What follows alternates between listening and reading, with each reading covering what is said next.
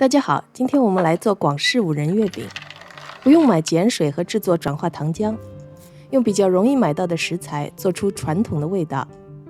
第一步，先来做饼皮，这里要用低筋面粉，用蜂蜜可以完全代替转化糖浆，加一些味道比较淡的蔬菜油，加少许盐突出甜味，要用到碱水来给饼皮上色。我们用常用的小苏打来自制碱水，把小苏打和水放到小锅里加热。小苏打是碳酸氢钠，受热会变成碳酸钠，也就是食用碱。看到锅里这样冒气泡，大约再煮20秒就可以了。把碱水也加入面粉里，用硅胶铲搅拌均匀。这面团很容易拌，也不用揉。拌好以后盖上盖子，放入冰箱醒面一会儿。这时间我们就来做五仁馅。五仁馅的材料可以根据自己容易买到的品种调整，关键是坚果类要新鲜，摊开看看，把不好的挑出来。所有生的坚果倒入烤盘，用150摄氏度烤10到15分钟。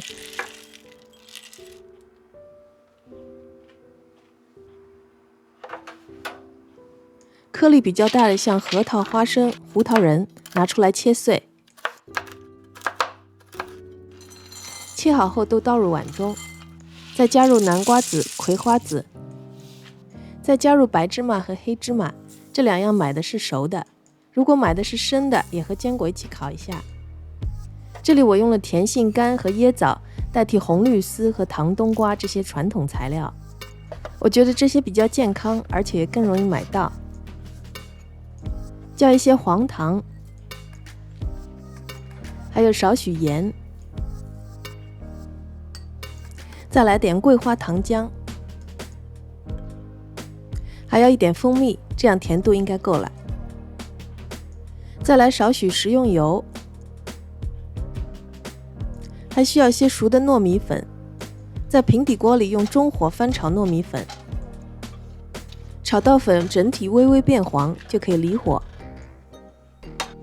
全都倒入馅料里，先把它们都拌均匀，再逐渐加入2到3大勺水。拌匀后，馅料捏起来可以成团。把馅料分成16份，每份约45克。我用的模具是75克，馅和皮按照6:4的比例。馅料都搓圆，放在盘子里待用。从冰箱里把饼皮拿出来，搓成长条形，分成16份30克每个的小面团，再把每个面团搓圆。取一个小面团放在手心里，用掌根把它压扁，尽量保持厚度均匀。拿一个五仁馅放在上面，再翻过来，先把面皮底部按一下，避免空隙。把周边的面皮往下推一推，再翻过来，把四周的面皮往上推，慢慢的收口。这个面皮延展性很好，很容易包。滚圆后，表面蘸上一些面粉，但是不要太多，拍掉一些多余的。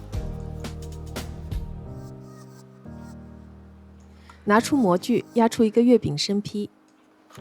在包月饼的同时，把烤箱预热到200摄氏度、400华氏度。这些材料可以做16个75克的月饼。在进烤箱之前，喷上一些水，可以防止饼皮开裂。第一次先烤5分钟，烤的同时，我们来准备蛋液。